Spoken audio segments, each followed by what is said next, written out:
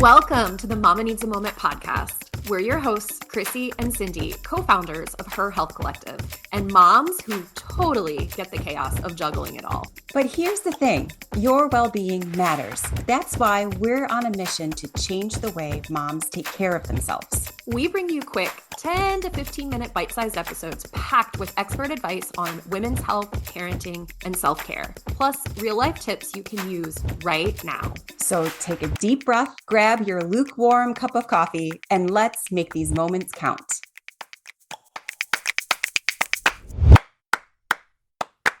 Today, we are joined by the incredibly talented Marlaya Ross, the CEO and lead designer of Studio 19 Design.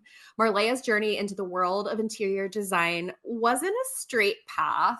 So initially, she planned to become an attorney, but quickly realized her true passion was elsewhere.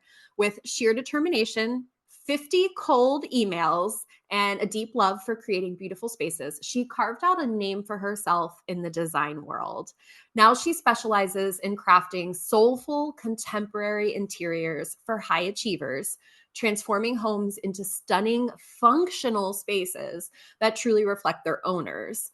From designing million-dollar homes to giving back through nonprofit design work, Marlaya Ross is all about making a meaningful impact. Today, she's here to help us tackle one of the biggest challenges busy moms face, creating a cozy, stylish home without the stress. I know that's something I face in my home a lot. So Marlaya, welcome to Mama Needs a Moment. We are so excited to have you. Thank you so much. That's such a lovely introduction. I really appreciate that. I'm excited to be here. So thank you guys. We just were talking before starting recording, and when I heard that you were close to us, I was like, oh, I can use your services. This would be great. And then I hear $1,000,000 homes. I'm like, wah, wah, I'm not a $1,000,000 home. But I do have I have an old home that we've owned for about 12 years and have been working on it constantly. It's constantly a work in progress because me, like a lot of other moms, want a cozy, functional, and beautiful home to us. But I can tell you firsthand that I often feel very overwhelmed by all the choices. Sometimes I even struggle with knowing what my style is. What is the first step you recommend for someone who wants to create a space they love without the stress? Well, first, I just want to say that I don't only work on $1,000,000 homes. Oh, phew. It runs the gamut. I have like condos, apartment dwellers, first time home buyers. So if you need help, I can definitely help you. But yes, being happy at home without the stress and overwhelm, that's pretty much what I specialize in. And whether you're working with me as a client or you're doing it DIY, the first thing is finding that design direction. Like you said, Cindi, the first step is figuring out your style. So for my clients, I have a design questionnaire where we talk about the colors and the materials that you're drawn to. I also have a get to know you questionnaire just so I can get to know you as a person and your lifestyle and what that looks like. But that's definitely the first step. And so if you're at home, you can just go on Google, type in interior design questionnaire, and it will tell you what your style is. And once you have that style, stick to that. And that's like your guiding light so that you don't get overwhelmed with the millions of choices out there. Wow, I had no idea that it was that easy. I thought it was going into the store and seeing what spoke to me and how it made me feel and buying just things when I'm there and finding a place for them. Yeah, you're making it easier already. So I'll be sure to go do that and figure out what my style type is. And I've experienced this too. Like sometimes you go into the store or the showroom and it looks beautiful and amazing and gorgeous. And then you bring it home and it doesn't quite look the same as it did in the store, or it's too big or it's too small. So it's important to just figure that out ahead of time and really, find things that work for your style first, and then go and look for those things that fit into that after. Really great advice. And it will help to take away the overwhelm. My husband and I recently we were filling our house with art. So we went into a store and just bought a bunch of art with the intent of taking stuff back, but bringing it home and being like, how does it look here? How does it look here? So yes, it was overwhelming. But fun too. I feel like a lot of that is, well, maybe not for everybody, but I feel like it's such a fun process to kind of think about a space. What could it be used for? What would look good here? Now, something I struggle with, Marlaya, maybe you can help me here, is clutter. With kids, it just seems inevitable. The toys or the drawings or the just tiny little things that are everywhere. How can moms, families balance having a stylish, cohesive home, which some families might not care about, but a lot of us want to have that. We want to present with a stylish, cohesive home Of while course. also keeping it practical and kid friendly. So I have a few different tips for you. In terms of the clutter, I highly recommend having closed storage options. So that looks like bookcases with drawers or doors with shelves that you can close and hide things behind. Storage ottomans that you can just lift the top and put toys and games in. Anything with closed storage is going to help because it adds that functionality in terms of having the things that you and your family likes to have within reach, but it doesn't add to the visual clutter that kind of can bother homeowners, especially moms. So having that closed storage is a great choice. And even for my client projects, I partner with a woman named Jenna. She owns the Arranged Abode. I believe she's in Cary or Apex, and she's a professional home organizer. So sometimes we'll tag team the project. I'm working on the design aspect of it. She's working on the organization aspect of it, and that works really well. So being organized and having closed storage is really nice. Another thing to look into is performance fabrics. So I had a client, we're doing her living room, and originally she had like a dark gray sofa and a dark gray love seat because she figured, I have little ones and I don't want them to mess up anything. And I said, no, we can get a sofa and a love seat in a bright color that has a performance fabric. So it's completely upholstered in a sunbrella fabric. It's stain resistant, it's easy to clean, it's durable. And so you're able to get both the style and the functionality of it. Such important things. And that's definitely something I don't know. I guess I'm aware of on some level, but I have never walked into the furniture store with that top of mind. And it probably should be because I have a couch upstairs right now that is covered in these couch cover things because of that Yes. exact reason. So I was slightly hoping that you were going to tell me that we just need to get rid of all the toys. And then I was going to take that and go tell my child that this expert guest we had on Mama Needs a Moment said that we had to get rid of all her toys. But I guess I won't do that to my child. And we'll look into No, there's a way some. to do both. Just hide it away. Tell them to hide it Just away. Well, maybe you have a little bit of feedback. Okay. We have the spot on the counter, like the clutter counter, where everybody comes in and they just dump the papers and Mhm. whatever on the edge of the counter. What do you think? Baskets? I mean, how do I control the counter clutter? 100%. I definitely recommend getting like some beautiful trays, beautiful bins and baskets. It might be something that has to be a conversation. Like I've had clients have to, tell their families, okay, I know for the past however many years we would just come in and dump things here, but now Marlaya has come in and she's sourced us this beautiful tray. And so we're going to keep everything organized in this tray. And it's a bit of a change, like a lifestyle change, but after a while they come around and it's totally fine after that. Well, I hope so because it also spreads. It spreads across the counter It because, does. yeah, Yeah. it's crazy. I don't know a ton about the different terminology for like different styles of decorating a home. Mhm. Do you find that there's a certain style that is more conducive to managing clutter for a family with a young kid? So one thing that's really important to me just in my personal life and in my professional life is authenticity. And so for me, when I'm working with with a design client, it's really important that the home feels authentic to who you are and your lifestyle. Especially a lot of moms have such busy families. So, it kind of pains me to see certain homes look great aesthetically, but you can tell that they're not really that lived in. It's not very warm and Mm, inviting, like it feels too yeah. precious and too formal. So for me, I don't think there's a certain style. I think if you just, find those closed storage options and find the pieces that work best for your family, I think there's a way to do both. I wouldn't sacrifice one for the other. It's great feedback. Do you love our real, unfiltered conversations on motherhood? Help us keep them going. By becoming a patron, you're not just helping us keep the podcast going, you're fueling meaningful conversations, supporting moms, and helping us bring on even more incredible expert guests. Plus, you'll get access to exclusive perks like behind the scenes content, bonus episodes, and a deeper connection to our Her Health Collective community. Join us today and be part of something special because every mom deserves a moment. Let's make sure we can keep creating them together. When I try to get style inspiration, I'll go and I'll look on websites, or of course, you'll go to Pinterest. And a lot of Mhm. times, the things that draw my eye are very expensive. Mhm.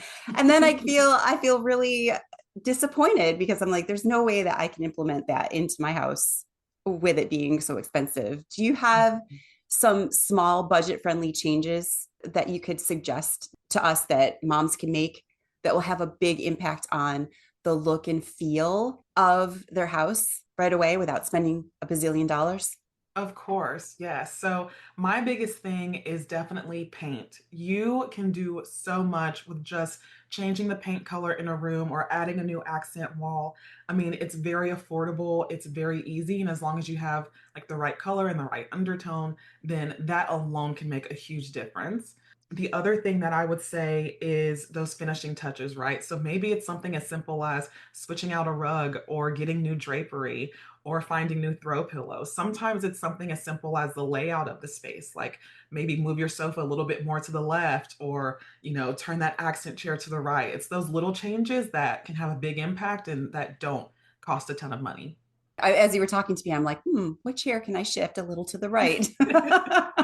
But do you know when you redo a room, there's just this whole new energy. And it might Yes. not be the best furniture arrangement, but there's just something about changing it every once in a while. It can really make a big difference. So I think that is excellent advice. Are there any common decorating mistakes you see families making? And are there easy ways to fix them? I think, and I get it, it's kind of difficult to find that balance right between style and function, but I'm telling you it's possible. And the decorating mistakes that I've seen is when a family leans too far one way or the other. Like they have a beautiful, gorgeous, stylish, Instagram inspired or Pinterest inspired home, but you don't see those family pictures and you don't see the kids' toys out or the book bags out, and it doesn't feel very warm and lived in. And then I go to other homes where that's all you see, and it's just like a toy and video game bomb exploded all over the home, but there's not much storage, there's not much style. And so I tend to see that as mistakes. I think finding those pieces that work for both to find that happy balance so that you can live in a comfortable but beautiful and functional, authentic home is really special. I love your clear commitment to authenticity and honoring each of your clients for who they are and their own unique style. I think that's so important because I think we see this a lot, especially in motherhood, this need to sort of be, as you said, Pinterest or Instagram worthy and kind of mimicking the trends and the styles. But this is your home. This is your safe space. You want it to feel welcoming and just, I don't know, after a long day out in the great big scary world, it's your safe space to come home to. So I think it's really important. I am very intrigued by your story. Can you just very briefly talk about how you went from being a lawyer to doing this? That has been in the back of my head this whole time. Yes, oh, 100%. And thank you for your kind words and thank you for asking. To kind of sum it up, growing up, I grew up with an immigrant father. My father's from Liberia, West Africa. And so I saw his immigration journey and decided that I wanted to help people live the American dream and to help them enter the country legally and find work legally. And so that was just what I decided to do. And so for the longest time, I was on that track. I was like, okay, I went to UNC Chapel Hill. And after that, I started working at a law firm and I was like, this is it. I'm going to go to law school. I'm going to do the whole thing. And so I'm working as a paralegal and I start to think about design in less of a passive way and more as, a viable career. But I was still working in law. So I took the LSAT and I picked my law school and I get a phone call from the admissions officer. And during that phone call, I don't know what it was. Like I call it the Holy Spirit, but it was just my intuition telling me that it was not the right path. And I thought, wow, like I can't do this. I can't do this. And so I decided, well, what do I really want to do? And I thought, I really love design. Why not just go for it? So, and it was something that was always there. Like even while I was at the law firm, I was reading design magazines. I was making little mood boards, which I probably shouldn't have been doing on the clock, but it was just something that I always loved. So I just thought, I'm just going to go for it and sent out those emails. Thankfully, one designer in Chapel Hill took a chance on me and I interned with her and here we are.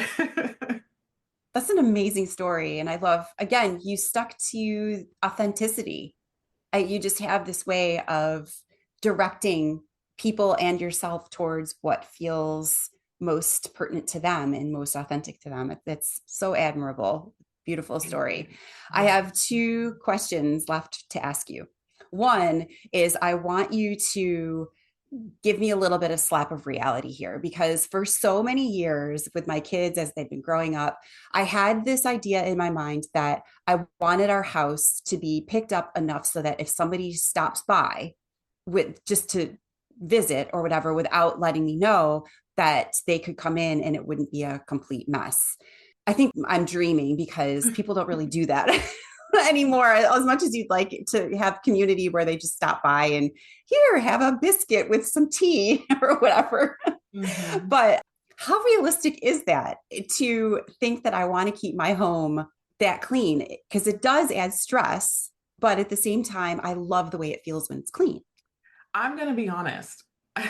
I feel like unless you are blessed enough to be able to hire help, I don't think it's that realistic. Even my own home, like, because like I said, it's lived in. You have people coming in and out, there's school and work and, think homework on the table or, things for your business on the table. It's just hard to keep it 100% picture perfect. But I think that's the beauty of it. And I mean, at least for me, I really use that closed storage. Like I'm hiding things in the storage Right. bench.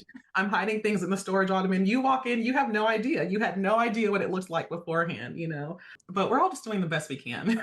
Oh, so it's like if you see someone drive up in the driveway, you're like, Nana's here. And it's like everyone's stashed. Noah says I am the queen of piles. If there's ever anything missing, he's like, Crissy, because he knows I've swept it up, just like swooshed it into a pile and hid it somewhere.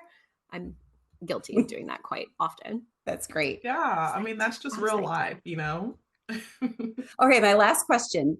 Majority of our listeners are moms, and we would love to hear if you have one last bit of, based on your expertise, last bit of feedback or tips or a prize little nugget that you want to share with our listeners. A huge shout out to our Patreon subscribers. Your support truly means the world to us. Thanks to you, we are able to continue the weekly production of Mama Needs a Moment and getting this valuable information from these incredible guests out to you, our listeners.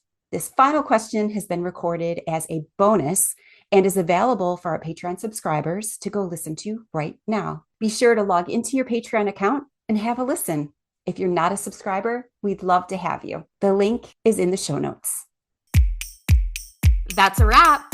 You carved out a few moments just for yourself, and that's a big deal. We understand that time is limited, but we've got your back, which is why we keep these episodes short, sweet, and packed with goodness. Don't miss a thing. Hit the follow button so you're always the first to know when a new episode drops. If you had as much fun as we did, let us know by leaving a review. And remember to let other moms know that we're here doing motherhood alongside you. Grateful to share a few moments taking care of you.